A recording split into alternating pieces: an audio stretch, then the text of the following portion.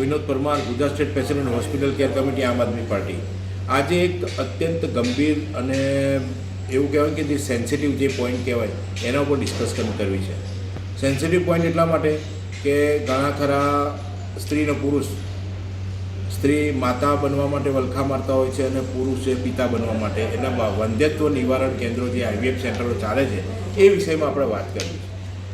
IVF સેન્ટરો ઘણી જગ્યાએ સરકારની મંજૂરીથી ચાલતા હોય છે, ચાલતા નથી, ધમધમતા હોય છે. કારણ કે જ્યાં હસબન્ડ વાઈફમાં નિરાશા ઊભી થતી હોય ત્યાં IVF સેન્ટરવાળા ઘણી જગ્યાએ આશ્વાસન આપીને કદાચ એમનું કામ પણ થતું હશે. મારી પાસે એવી પણ ફરિયાદ આવેલી છે કે IVF સેન્ટરો મસ્ત મોટી ફી લઈ લે છે, ગેરંટી આપતા હોય છે, પછી રિઝલ્ટના નામે 0 હોય છે અને પાછળથી એ ભાઈ જ્યારે એમના કહેવા મુજબ પૈસા પાછા માગતા હોય છે ત્યારે એ લોકો એની જોડે દાદાગીરી કરતા અને એવા ઘણા પ્રશ્નો આવે છે.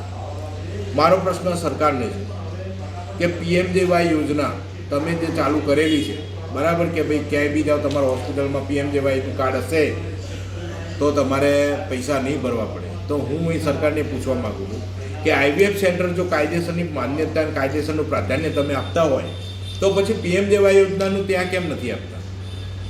દરેક IVF સેન્ટર જ્યાં ચાલતા હોય ત્યાં PMJY યોજનાનું કાર્ડ એક્સેપ્ટ થવું જોઈએ. એ યોજના પ્રમાણે એની ફી માફી થવી જોઈએ, ફી ડાયરેક્ટ સરકારે ચૂકવવી જોઈએ. એ રીતની મારી માગણી છે. આવા ઘણા એવા ક્લાયન્ટ છે, ઘણા એવા લોકો, ક્લાયન્ટ એ લોકો માટે હશે, ઘણા એવા ફરિયાદો મારી પાસે આવે છે. આજે હું નંબર જાહેર કરું છું કે હોસ્પિટલ કેર કમિટી આમ આદમી પાર્ટીનો એક નંબર છે 8980022488. 8980022488. આ નંબર પર તમારી કોઈ પણ ફરિયાદ હોય એક અરજી આપો, બરાબર છે. અમારા નામે Vinod Parmar, Gujarat state president hospital care committee આમ આદમી પાર્ટીના નામે એક અરજી તમે આપજો, બરાબર છે. તમને તુરંત અમે એનામાં એ ફરિયાદ તમારી જે હશે એનું નિવારણ લાવવા માટે પ્રયત્ન કરીશું. આજે આ એક એટલા માટે થાય કારણ કે એક જે હોસ્પિટલ છે એણે હિંમત કરી છે. આજે ન્યૂઝપેપરમાં પણ આવ્યું છે કે ભાઈ ત્યાં PMJY કાર્ડમાં આ યોજના IVF સેન્ટરની બહાલી મળેલી છે. તો હું આ સરકારને એક જ રિક્વેસ્ટ કરું છું કે આ IVF સેન્ટરો જ્યાં તમે પરમિશન આપો છો ત્યાં પહેલાં ચેક કરો કે PMJY છે કે નહીં.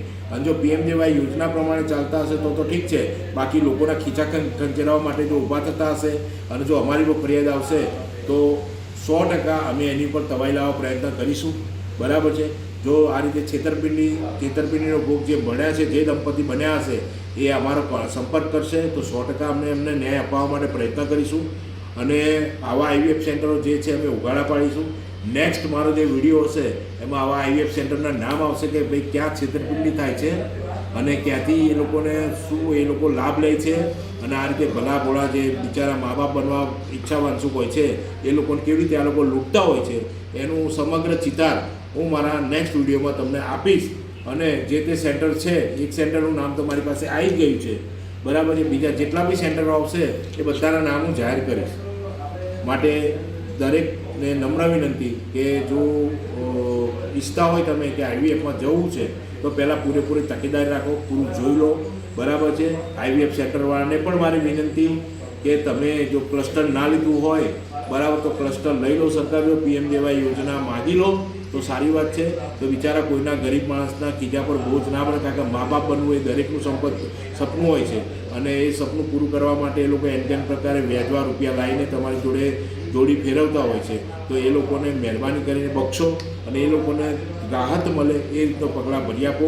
અને જો તમે પૈસા લો છો તો પૂરેપૂરું એમને સંતોષકારક વલણ તમે કરો, સંતોષ મળે એ પ્રમાણેનો પ્રયત્ન કરો. આભાર.